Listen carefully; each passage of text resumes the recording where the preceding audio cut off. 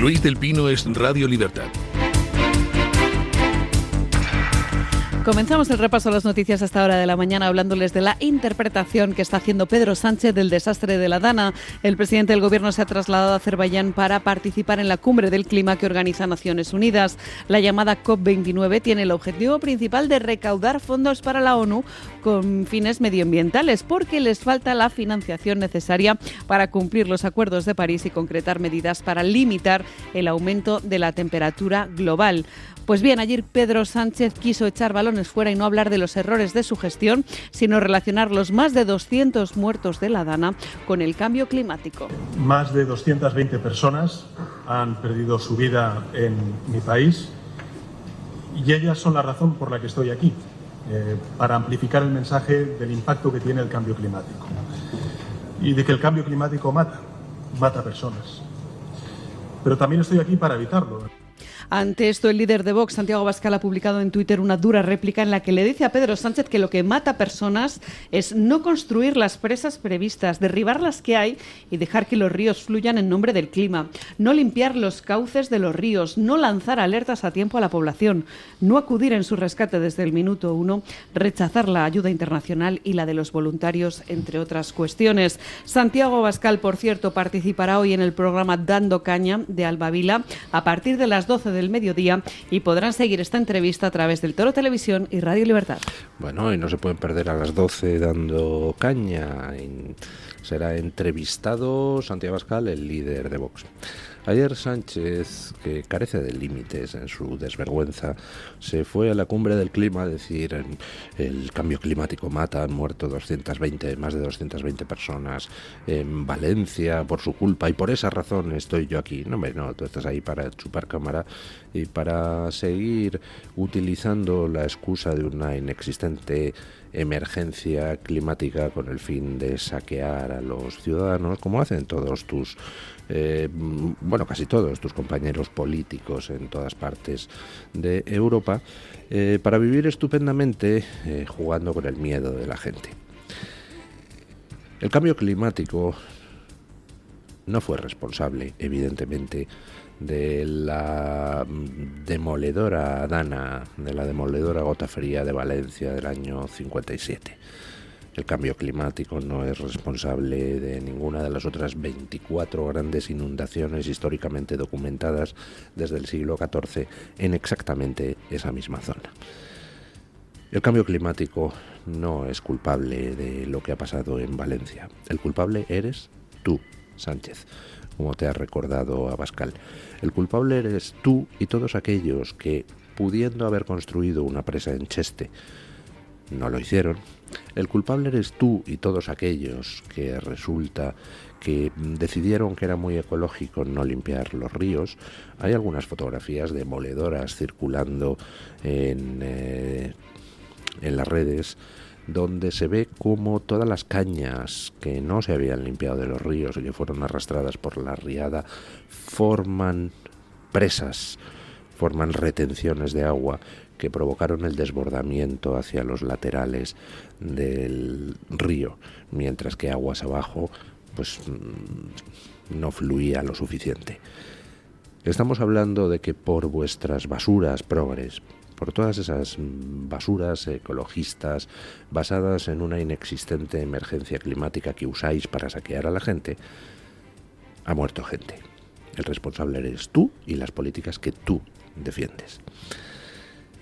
Y lo de que vayas a Azerbaiyán a utilizar la tragedia de Valencia para seguir incidiendo en las mismas políticas que han provocado los muertos en Valencia, pues indica lo que te importan los muertos, que es nada. De hecho, tampoco te importan que retrasaste la ayuda a Valencia todo lo que pudiste. La única duda de cara a las consecuencias penales es si lo hiciste conscientemente para así que la situación se enmerdara y poder redirigir el odio hacia Amazon y hacia el gobierno de la Comunidad Valenciana, o si eres un simple inútil. A mí me cuesta creer que seas un inútil, porque para todo lo que significa poder, eres un killer. Sabes perfectamente lo que tienes que hacer y a quién tienes que manipular y a quién tienes que comprar y a quién tienes que amenazar para continuar en tu puesto. Así que me cuesta creer que seas tan inútil como para haber retardado la ayuda a Valencia por mera inutilidad. Y es por eso, por lo que estoy convencido, claro, me puedo equivocar, pero estoy convencido de que retrasaste a propósito la ayuda a Valencia.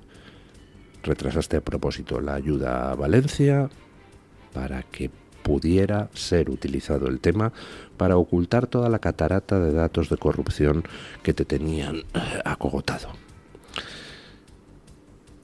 Careces de vergüenza, Sánchez. Y además, careces ya de sentido de la realidad.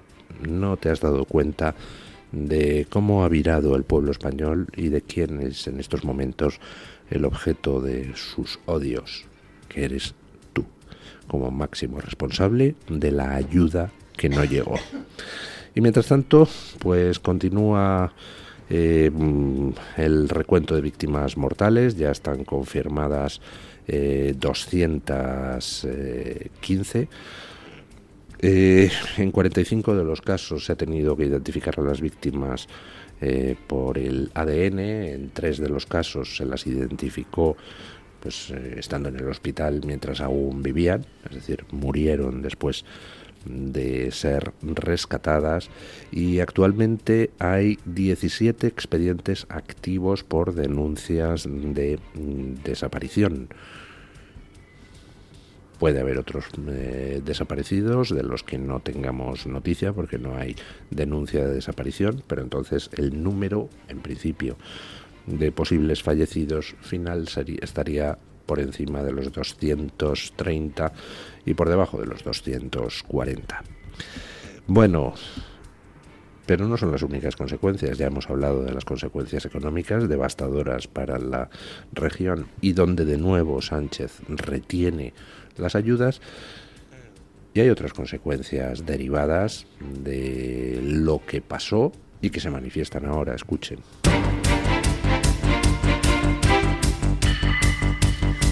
Un centenar de personas han sido desalojadas de un edificio en Catarroja, en Valencia, después de que los técnicos municipales detectaran la existencia de daños en la estructura causados por las inundaciones a consecuencia de la dana del pasado 29 de octubre. La mayor parte de los residentes se han instalado con familiares o amigos, mientras que 3 personas han tenido que ser realojadas por el propio ayuntamiento. La verdad es que me resulta curioso el tratamiento de vecinos desalojados. Hombre, yo si me desalojan, pues la verdad es que prefiero irme a vivir temporalmente con un familiar o con un amigo. Pero quiero recordarles que aquí estamos metiendo inmigrantes ilegales a cascoporro y que el gobierno ha dedicado dinero en cantidades inconmensurables para alquilar hoteles de 4 estrellas donde alojar a los inmigrantes ilegales. Me pregunto si eso mismo se ha considerado con los vecinos valencianos que a lo mejor no tienen algún amigo o familiar con el que irse a vivir. ¿Está el gobierno haciéndose cargo de esos gastos o cada ayuntamiento va por su lado? Posiblemente no sea el único caso de casas que se tengan que tirar. Habrá que ver qué ha pasado con las estructuras, con las cimentaciones de las casas después de pasar la riada. Vamos a pasar mucho tiempo viendo pues consecuencias aplazadas de la dana. Vamos a tardar tiempo en ver cuáles han sido las consecuencias económicas finales. Creo que la estimación que hacía Amazon no es demasiado desorbitada, más de 30.000 millones de euros, pero bueno, ya iremos viendo. Habrá que tirar casas que amenazan con caerse, habrá que ver qué pasa con los más de 125.000 vehículos que se han visto afectados, 100.000 de los cuales son siniestro total. Se sigue teniendo que limpiar calles de pueblos, se siguen vaciando garajes. Las empresas que se han visto afectadas en estos momentos están calculando pérdidas y viendo cómo se recuperan. Hay empresas que lo han perdido todo, maquinaria, stock, etcétera, etcétera. Y bueno, pues va a pasar mucho tiempo antes de que podamos hacer un balance definitivo de lo que se llevó el agua. Bueno, noticias del otro lado del charco. Abrimos la página de información internacional hablándoles del cambio de rumbo de la economía en Argentina desde la llegada al poder del presidente Javier Milei. Y es que Argentina registra su inflación más baja desde noviembre de 2021. El índice de precios al consumidor, el IPC de Argentina, ha caído 8 décimas en octubre respecto al mes anterior, hasta situarse en el 2,7% mensual, según ha divulgado el Instituto Nacional de Estadística y Censos de Argentina.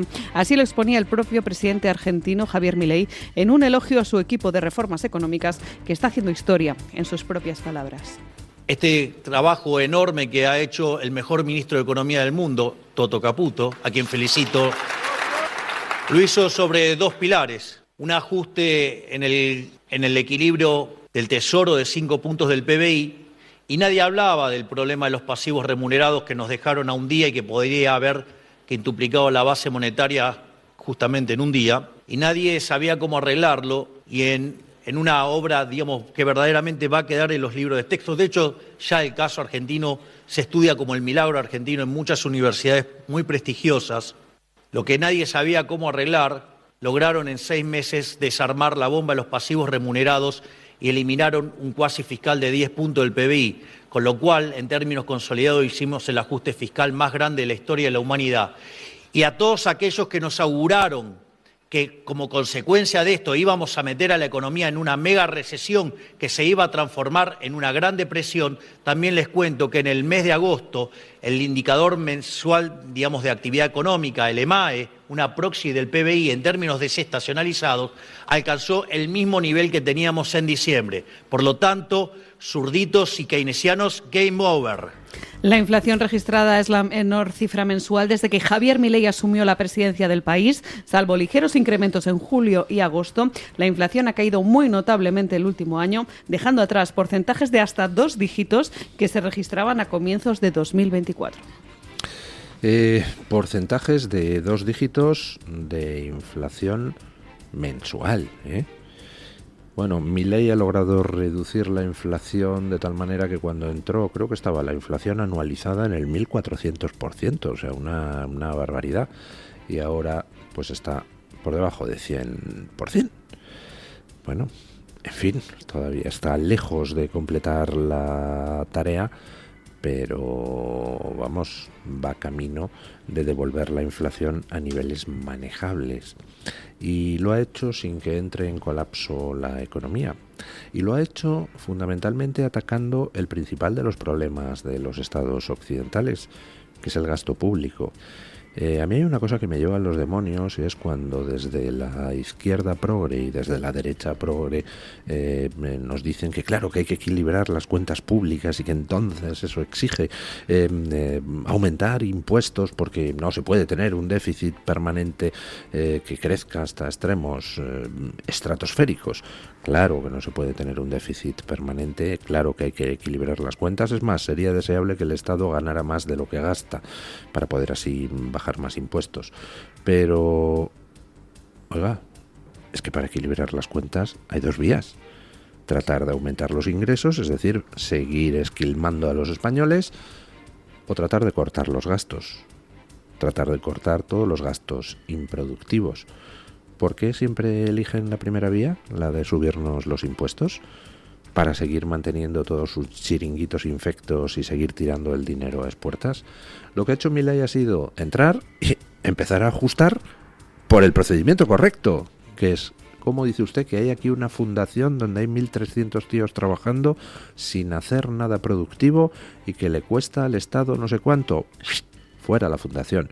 ¿Cómo dice usted que hay aquí 24 ministerios? ¡Fua, fua! Se quedan en 8. Oiga, mano de santo, equilibras las cuentas quitando gasto improductivo y fíjate, las cosas siguen funcionando. Hay una persona que hizo algo similar en Estados Unidos, pero con una empresa. Esa persona se llama Elon Musk. ¿Se acuerdan ustedes de lo que pasó cuando compró Twitter por 43.000 millones de dólares? Pues resulta que Twitter tenía por encima de los 10.000 empleados, o sea, era una cosa brutal. Oiga, llegó Elon Musk, bueno, y Twitter perdía dinero a las puertas, claro. Llegó Elon Musk, echó al 80% de la plantilla, pues a todos los progres que se dedicaban a estar ahí cobrando un sueldazo simplemente para censurar el contenido de la gente, los puso a todos en la calle, echó al 80% de la plantilla y oiga, Twitter funciona mejor que nunca. Vamos, ningún problema. ¿Se dan ustedes cuenta de la cantidad de dinero que se tiraba? Pues lo mismo en el sector público. La cantidad de dinero que se tira es brutal. Estamos alimentando legiones de vagos y de activistas políticos, siempre al servicio de la progresía occidental. Bueno, pues Milei ha entrado con la podadora. Y mira por dónde, Trump también va a entrar con la podadora. Y además ha elegido una marca de podadora, pues que, como les comentaba antes, está probada por la experiencia. Escuchen el último nombramiento de Trump. Les hablamos ahora de Estados Unidos, donde Donald Trump continúa con los nombramientos para su gabinete y ha elegido a Elon Musk para dirigir la Oficina de Eficiencia Gubernamental. A pesar de su nombre, no se trata de una agencia gubernamental como tal, sino de un grupo de trabajo externo que ofrecerá asesoramiento y se asociará con la Oficina de Gestión y Presupuesto norteamericana. Entre las medidas que propone está la de eliminar duplicidades y suprimir un número importante de agencias públicas, pasando de las 428 organizaciones federales a tan solo 99, las cuales, en opinión de Elon Musk, son más que suficientes. Hay más agencias gubernamentales que años tiene nuestro propio país, de manera que se ha creado más de una entidad pública al año. There are years since the establishment of the United States, which means that we've created more than one federal agency per year on average.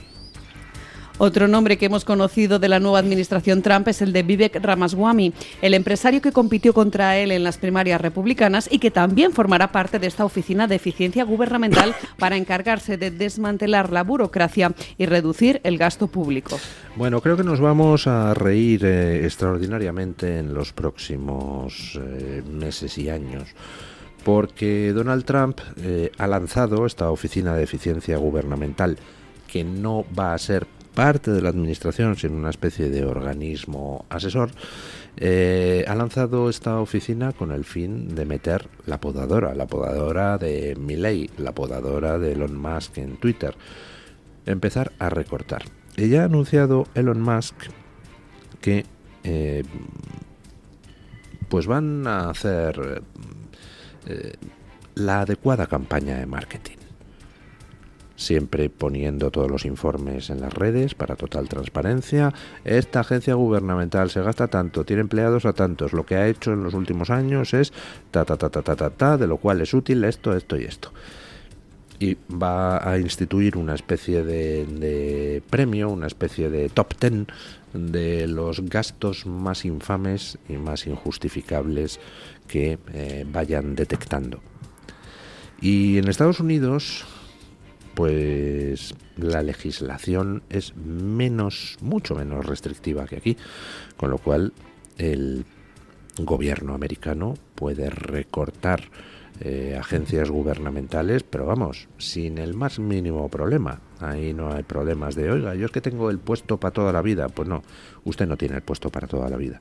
Usted tiene el puesto mientras sea útil para la ciudadanía. Para vivir a costa de la ciudadanía sin hacer nada útil, pues mire, para eso no.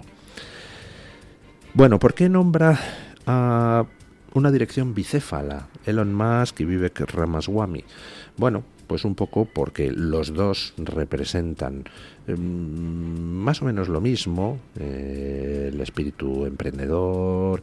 Vivek Ramaswamy también es empresario, pero Vivek Ramaswamy está algo más familiarizado que Elon Musk con la estructura política y bueno, puede aportarle una visión más pegada a la tierra del funcionamiento de la administración. Elon Musk es una especie de fuerza de la naturaleza que bueno, que supongo yo que por él entraría con la podadora y dejaría en un esqueleto la administración.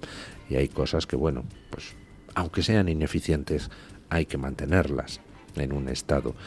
Hay un libro enormemente bueno de gestión empresarial que es de hace ya muchísimo tiempo, se llama La Misión, que es un libro pues que está escrito para el público en general, muy ameno, muy bien estructurado, está presentado en forma de novela, pero es un libro de gestión empresarial basado en las investigaciones sobre optimización de procesos productivos del autor, que ahora mismo no me acuerdo de quién era, lo siento. Bueno, en el libro pues se analizaba un mito, que es ese de que para que una organización sea eficiente, todos los departamentos tienen que ser eficientes, entonces hay que optimizar cada departamento. No. La cosa no funciona así y matemáticamente se demuestra que eso es un error. Para que una organización en su conjunto sea óptimamente eficiente, es imprescindible, y el libro lo demuestra de forma entendible, pero con su base en matemática, es imprescindible que haya gente tocándose las narices. Dirán ustedes, oiga, ¿cómo es eso posible? Si hay gente tocándose las narices en una organización, ¿cómo va a ser óptimamente eficiente? Pues sí, porque en todo proceso productivo, pues resulta que hay imponderables. Hay veces que surge cualquier tipo de problema y entonces lo que tú habías dimensionado para una producción de no sé qué componente, pues resulta que ese día se produce menos porque, yo qué sé, se te ha inundado una fábrica de las 300 que tienes y entonces te disminuye la producción ese día. Con lo cual, al final, tú no puedes pensar, no, aquí voy a producir este día tanto, y aquí tanto, y aquí tanto, porque no es verdad. Lo que se produce en cada punto del proceso tiene una ligera variación, y esa ligera variación hace que sea imprescindible para optimizar el funcionamiento conjunto, pues que haya departamentos sobredimensionados para que exista colchón con el que poder afrontar los tirones que la variabilidad impone en los verdaderos cuellos de botella. Gestionar un estado, gestionar una empresa, requiere identificar los cuellos de botella, aceptar, porque es bueno, que haya cosas sobredimensionadas. Y un ejemplo que se me ocurre al vuelo, el tema de carreteras. Pues hombre, tú no puedes diseñar las carreteras pensando en optimizar cada tramo, no, tienes que sobredimensionar. Precisamente porque los imponderables hacen que la variabilidad en el flujo de coches sea inmensa. Entonces necesitas prever que puede haber unos atascos imprevistos.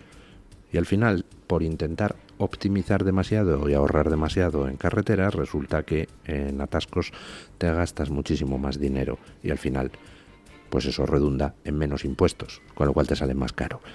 Ese tipo de cosas, ¿no? Yo creo que entre los dos, Elon Musk y Ramaswamy, pues van a poder hacer una excelente labor. E insisto, el toque de marketing que tiene Elon Musk y también la labia que tiene Ramaswamy, creo que nos van a deparar momentos de gloria mostrando al mundo en qué se han estado gastando el dinero los progres americanos. Creo que nos vamos a reír y que va a ser muy bueno para todos. Se pregunta mucha gente, ¿va a ser Trump bueno para Europa o malo? Pues va a ser buenísimo, porque el buen ejemplo siempre es lo mejor.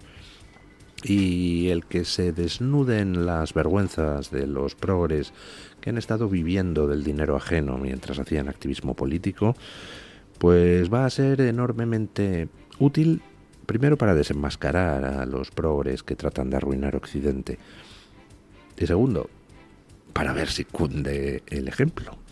Yo creo que en España estamos ya maduros para empezar a exigir que venga alguien con la podadora, porque lo que hay aquí... ¿Recuerdan ustedes a Errejón, ese que está ahora bajo sospecha de abusos sexuales, diciendo cómo era necesario empotrar en las administraciones, organismos, asociaciones que viven del presupuesto a su gente para cuando se perdiera el poder tenerlos ahí? Bueno, pues es hora de desempotrar a tanto paniaguado, a tanto golfo y a tanto parásito que vive de la gente que trabaja. Bueno, vamos con la noticia de interés general con don Eric Gutiérrez.